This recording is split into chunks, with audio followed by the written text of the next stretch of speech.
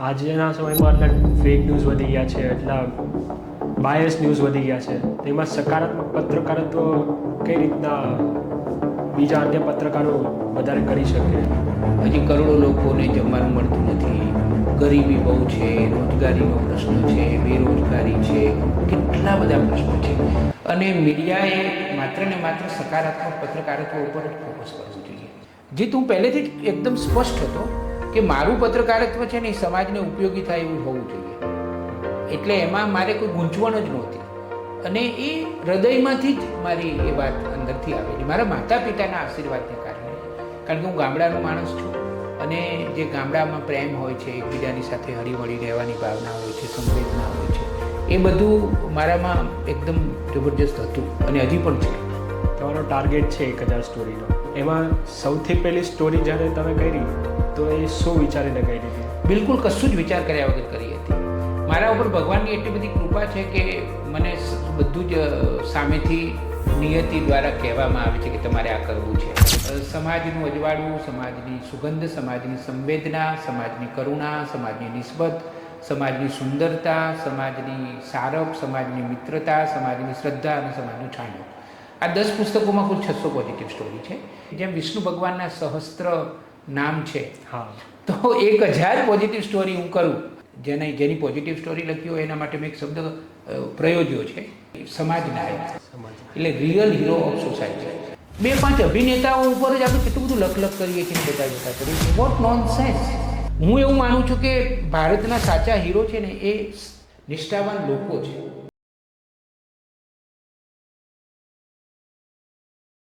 નમસ્કાર, મારું નામ જીત સોરઠિયા છે.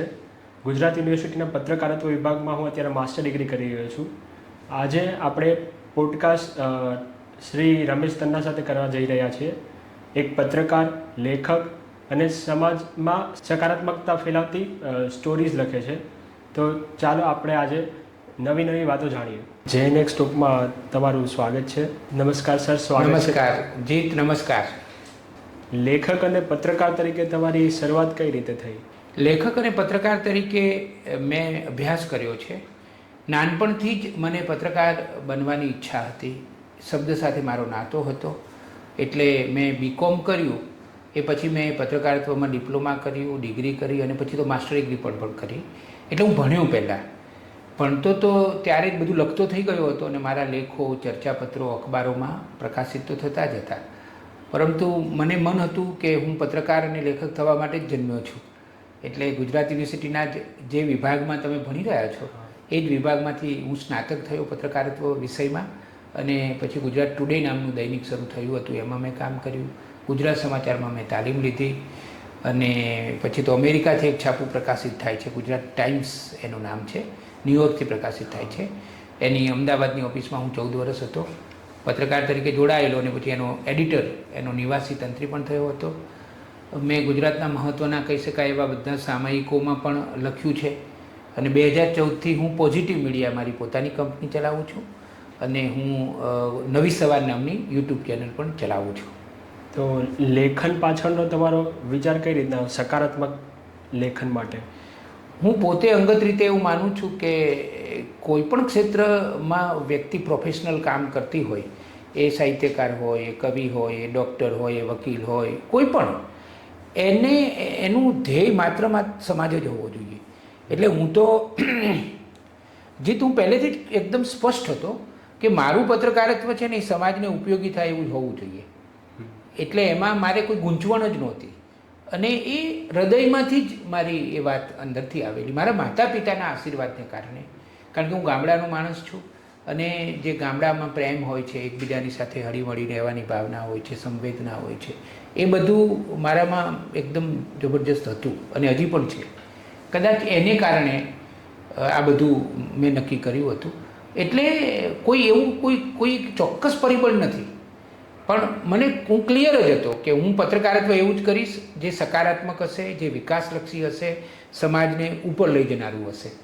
તમારો ટાર્ગેટ છે 1000 સ્ટોરીનો. તો એમાં સૌથી પહેલી સ્ટોરી જ્યારે તમે કરી તો એ શું વિચારીને કરી હતી? બિલકુલ કશું જ વિચાર કર્યા વગર કરી હતી. મારા ઉપર ભગવાનની એટલી બધી કૃપા છે કે મને બધું જ સામેથી નિયતિ દ્વારા કહેવામાં આવે છે કે તમારે આ કરવું છે. મેં 2014માં પહેલી પોઝિટિવ સ્ટોરી ડાંગમાં સુબીર નામનું એક ગામ છે, ત્યાં સબરી માતાનું મંદિર છે અને એમાં કોઈ પણ વ્યક્તિ નહોતી પ્રસાદને કોઈને ખરીદવો હોય તો જાતે જ પૈસા મૂકીને પ્રસાદ લઈ લેવાનો હતો. એવી પહેલી પોઝિટિવ સ્ટોરી મેં લખી હતી. પછી તો હું નિયમિત રીતે પોઝિટિવ સ્ટોરી લખતો જ ગયો, કોઈ ટાર્ગેટ ઓળખતો નથી. પણ હા, એક વસ્તુ તમને હું કહું કે 600 પોઝિટિવ સ્ટોરી થઈ એના પુસ્તકો મેં કર્યા.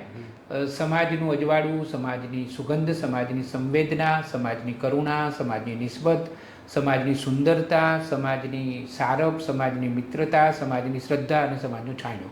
આ 10 પુસ્તકોમાં કુલ 600 પોઝિટિવ સ્ટોરી છે. એ પછી પણ મેં જીત ખાસી સ્ટોરીઓ લખી છે, એટલે લગભગ હવે હું 1000ની બહુ જ નજીક પહોંચવા આવ્યો છું. પછીના પુસ્તકો સમયના અભાવે હું હજી નથી કરી શક્યો, કરવાનો તો છું જ. પણ મને એમ થાય કે જેમ વિષ્ણુ ભગવાનના સહસ્ત્ર નામ છે, તો 1000 પોઝિટિવ સ્ટોરી હું કરું અને એ 1000 પોઝિટિવ સ્ટોરીના પુસ્તકો પણ કરું, બધી ભાષામાં એને ટ્રાન્સલેશન કરું એનું. અને નવી સવાર નામની મારી યુટ્યુબ ચેનલ છે, એ બધી જ પોઝિટિવ સ્ટોરી એક યા બીજા સ્વરૂપે વિડીયો સ્વરૂપમાં હું સમાજના ચરણે ધરું. તમે જે આ પોઝિટિવ સ્ટોરીઝ કરો છો એની સાથે એક એમનો સન્માન સમારોહ પણ કરો છો કે જે સમાજમાં એવા લોકો હોય કે એ એમને આગળ આવે અને કોઈ એમનું સન્માન એવી રીતે ના કરતું હોય, પણ તમે એના માટે પણ એક ઇનિશિયેટિવ લીધું છે. મને એવું લાગે કે કોઈ પણ કામ કરીએ ને તો ડેપ્થમાં કરવું જોઈએ. હવે હું કોઈ સરસ વ્યક્તિ છે જે સમાજ માટે સારું કામ કરે છે એના વિશે લખું તો એ સારી વાત જ છે. અને બીજો, મેં તો પહેલેથી જ એવો નિયમ રાખ્યો છે કે હું સોશિયલ મીડિયામાં લખું કે મારા પુસ્તકમાં લખું તો એનું પાક્કું નામ, સરનામું, ફોન નંબર તો લખી જ નાખું છું. એને કારણે શું થાય કે પોઝિટિવ સ્ટોરી વાંચી મારી અને કોઈને સંપર્ક કરવાનું મન થાય તો એને સમય બગડે જ નહીં. અથવા તો એવું પણ બને કે સંપર્ક હોય તો સંપર્ક કરવાનું મન થાય પછી સંપર્ક કરે, અને સંપર્ક નંબર હોય તો મન પણ થાય કે ભાઈ ચલો નંબર આપેલો છે અને આ તો જીત કેટલું સરસ કામ કરે છે, હું ફોન કરીને અભિનંદન આપું અથવા તો એને મદદ કરું. એ જે સારું કામ કરે છે એમાં મારે પણ જોડાવવું છે.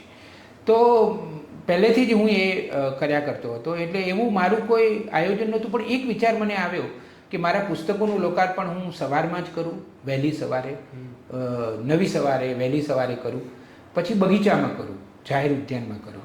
અને મારું પહેલાં પુસ્તકનું લોકાર્પણ મેં માણેક ચોકમાં શાકભાજી વેચનારા બેન છે પુંજીબેન ના હસ્તે કરાવ્યું હતું. પછી મેં બીજા પુસ્તકથી એમાં એક સુધારો કર્યો અને જેના વિશે મેં લખ્યું હોય, જેની પોઝિટિવ સ્ટોરી લખી હોય એના માટે મેં એક શબ્દ પ્રયોજ્યો છે, સમાજ નાયક, એટલે રિયલ હીરો ઓફ સોસાયટી. પછી એક મેં નવી પ્રણાલિકા શરૂ કરી, એમના હસ્તે જ કરાવું અને એમનો ટૂંકો પરિચય આપું. તમારા વિશે મેં લખ્યું હોય તો તમે શું કામ કરી રહ્યા છો એનો તમારો ટૂંકો પરિચય આપીને તમને મંચ ઉપર બોલાવું. એવી રીતે કુલ દાખલા તરીકે મેં 50 પોઝિટિવ સ્ટોરી લખી હોય તો બધા તો ના હાજર રહી શકે, પણ 35 જણા હાજર રહ્યા હોય તો 6-7 વખતમાં બધાના વરદ હસ્તે સમૂહમાં સમાજ નાયકો કે જે સમાજ માટે કંઈક સરસ કામ કરી રહ્યા છે એમના જ વરદ હસ્તે હું મારા પુસ્તકના લોકાર્પણ કરાવું. તમારે આટલી બધી પોઝિટિવ સ્ટોરી લખી છે, લોકો વાંચતા હશે આટલી બધી, તો એમાંથી તમારા નજરે એવું કોઈ આવ્યું છે કે જેમાં એ પોઝિટિવ સ્ટોરીથી કોઈને ઇમ્પેક્ટ પડ્યો એ લાઈફમાં વાંચીને? ખૂબ જ. 1 કલાક મારે બોલવું પડે. પોઝિટિવ સ્ટોરીઝ વાંચીને સમાજ ઉપર અસર પડી હોય એવું તો એટલું બધું બન્યું છે. સૌથી પહેલો ફીડબેક મને અમેરિકાથી આવેલો. બોલો, પહેલી પોઝિટિવ સ્ટોરી આવા આદિવાસીઓની લખી, સબરી માતાના મંદિરની. અને એક બેનનું ડિપ્રેશન મારી પોઝિટિવ સ્ટોરી વાંચીને જતું રહ્યું હતું. કોરોના કાળમાં બધા લોકોને 14 દિવસ ક્વોરન્ટાઇનમાં રહેવાનું હતું.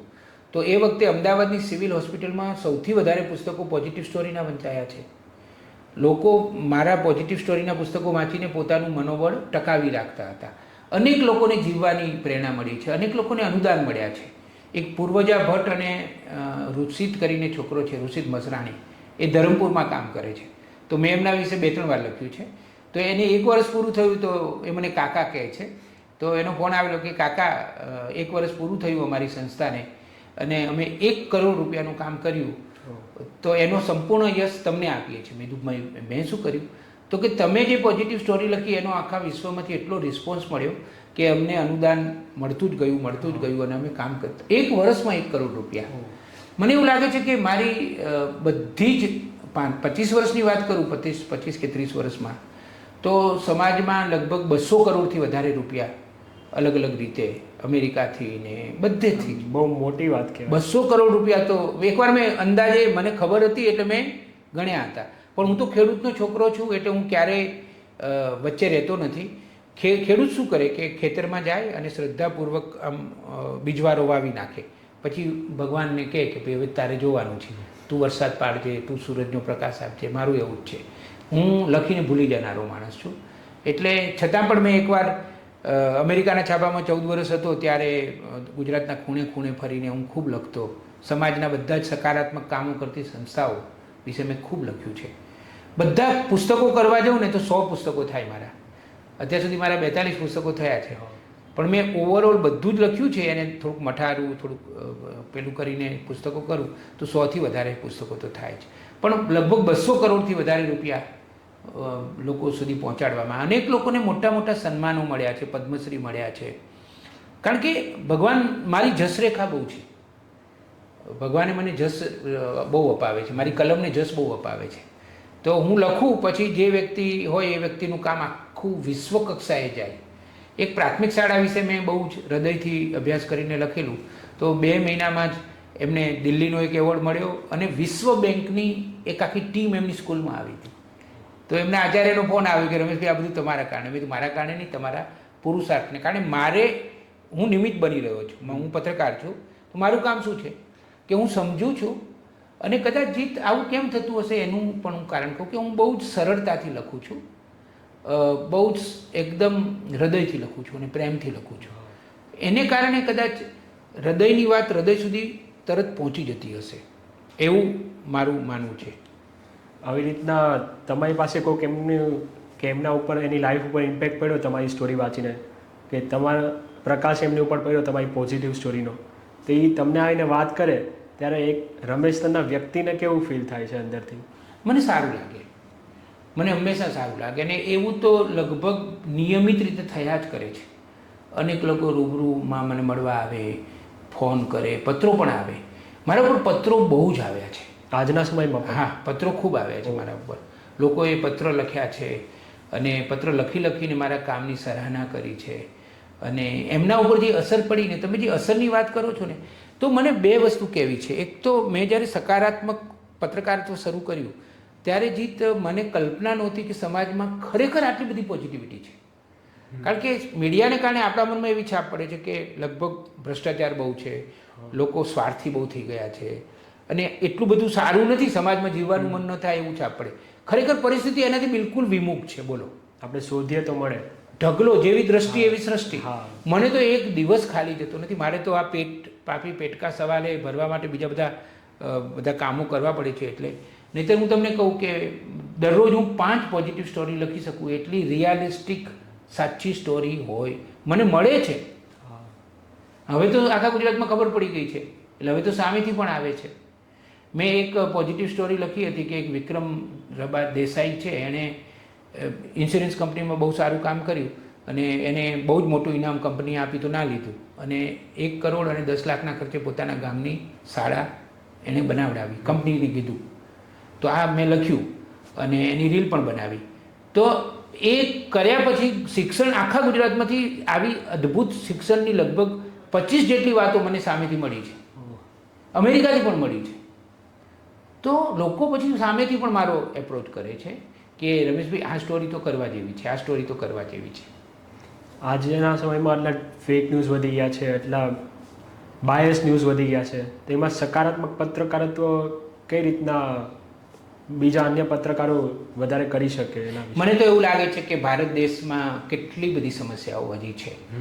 હજી કરોડો લોકોને જમવાનું મળતું નથી, ગરીબી બહુ છે, રોજગારીનો પ્રશ્ન છે, બેરોજગારી છે, કેટલા બધા પ્રશ્નો છે.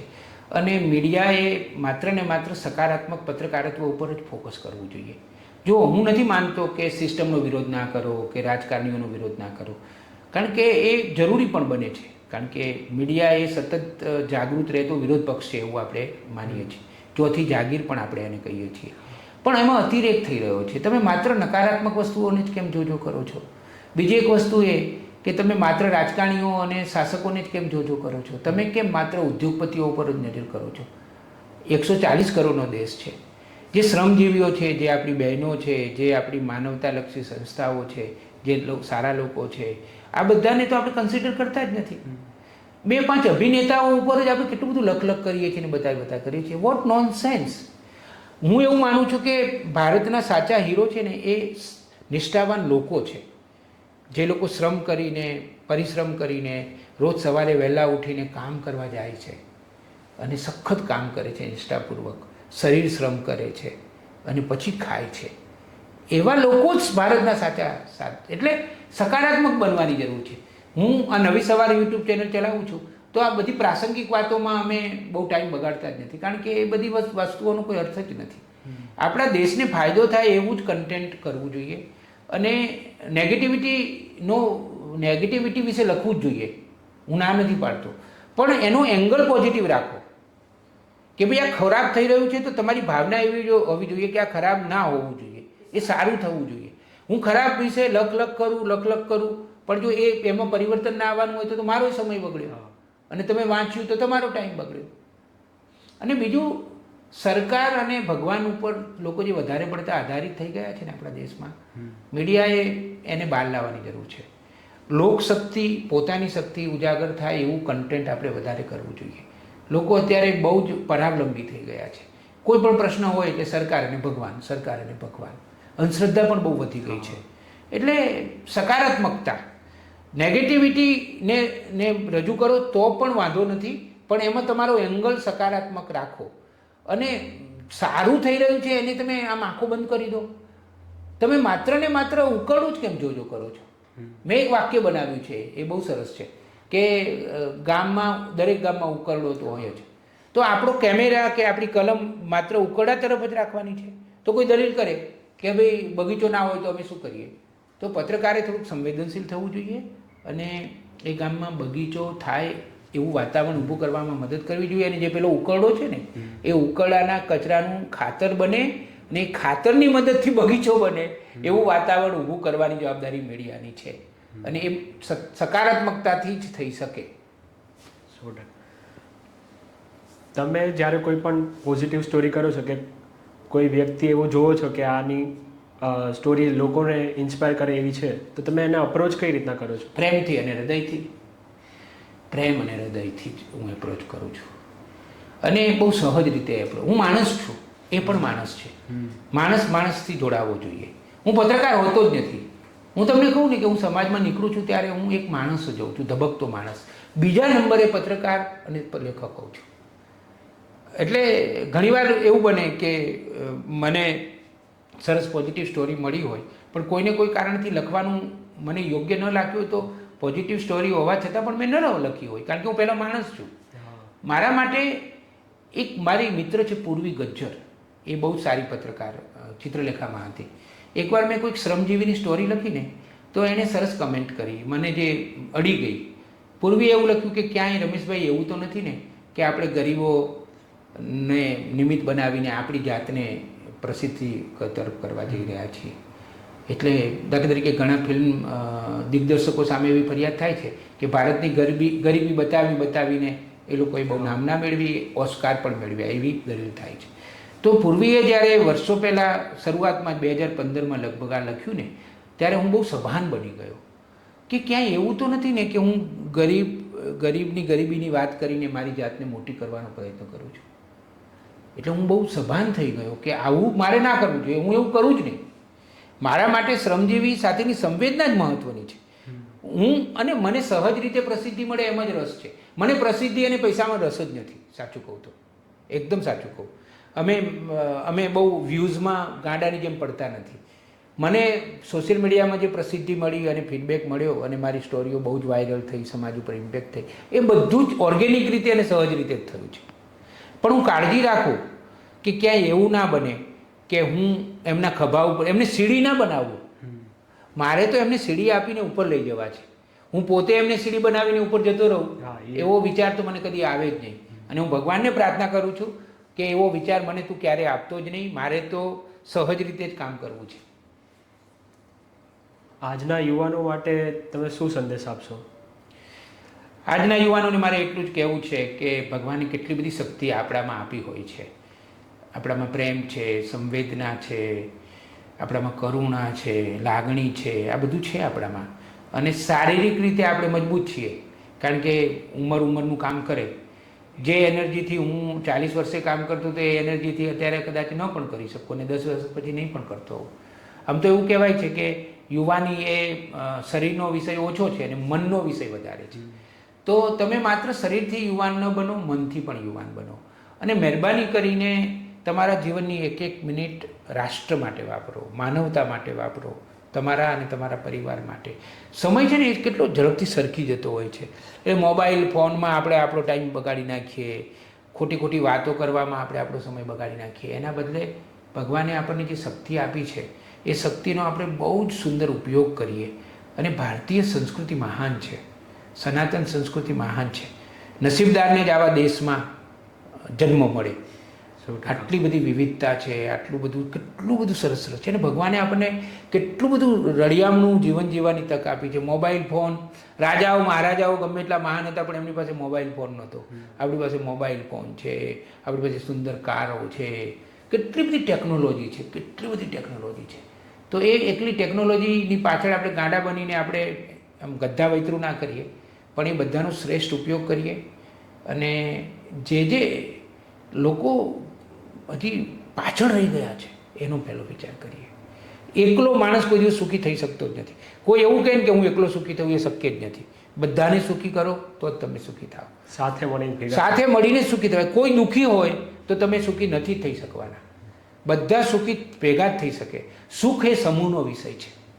એટલે મારે યુવાનોને કહેવાનું છે કે ભગવાને તમને જે શક્તિ આપી છે ને એ શક્તિનો ઉપયોગ સમાજ માટે કરો, રાષ્ટ્ર માટે કરો અને સમગ્ર સૃષ્ટિ માટે કરો. તો તમને જીવન જીવવાની હું ખાતરી આપું છું કે ખૂબ મજા આવશે. તમારી સાથે વાત કરીને ખૂબ આનંદ થયો. તમારો ખૂબ ખૂબ આભાર. જી, તમારો પણ ખૂબ ખૂબ આભાર. તમે તમારી મુલાકાત માટે મને પસંદ કર્યો એ માટે હું તમારો આભાર માનું છું. અને હું પરમ કૃપાળુ પરમાત્માને પ્રાર્થના કરું છું કે તમને ભવિષ્યમાં તમારી કારકિર્દીમાં ખૂબ ઉત્તમ તકો આપે અને તમે એ બધી ઉત્તમ તકોને સ્વીકારીને રાષ્ટ્ર માટે, તમારા પોતાના માટે, પરિવાર માટે અને સમગ્ર વિશ્વ માટે કશુંક નક્કર અને સરસ કરી શકો. ખૂબ ખૂબ આભાર. ધન્યવાદ.